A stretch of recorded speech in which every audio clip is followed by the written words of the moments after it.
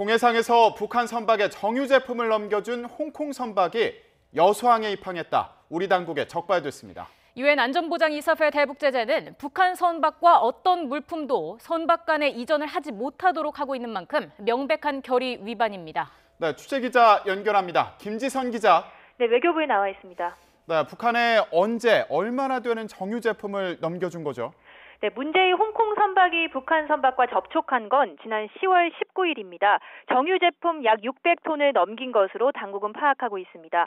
이 홍콩 선박의 명칭은 라이트하우스 윈모어호로 대만 소재 기업인 빌리언스 벙커그룹이 임대해 사용 중인 것으로 확인됐습니다.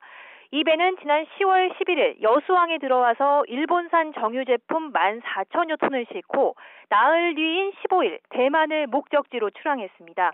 하지만 대만으로 가지 않았고 나흘 뒤 동중국해 공해상에서 북한 선박 한 척을 포함해 모두 4척의 선박에 정유 제품을 이전했습니다.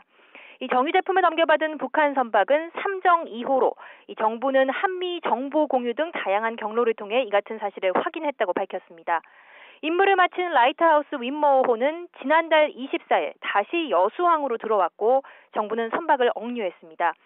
현재 선원을 상대로 조사를 마쳤고 추가 검색을 실시하는 등 후속 조치를 진행하고 있습니다.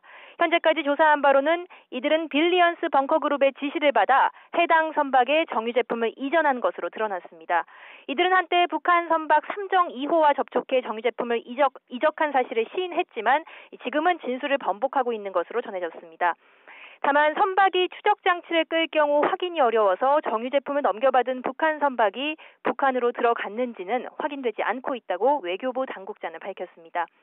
외교부 당국자는 이번 사례는 북한이 불법 네트워크를 이용해서 유엔 안보리 대북 제재를 교묘하게 우회한 대표적 사례라고 밝혔습니다. 외교부는 안보리 결의에 따라 최대 6개월 동안 선박을 더 조사한 뒤 결과를 안보리 대북 제재위에 보고할 예정입니다.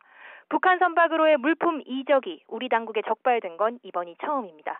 지금까지 외교부에서 YTN 김지선입니다.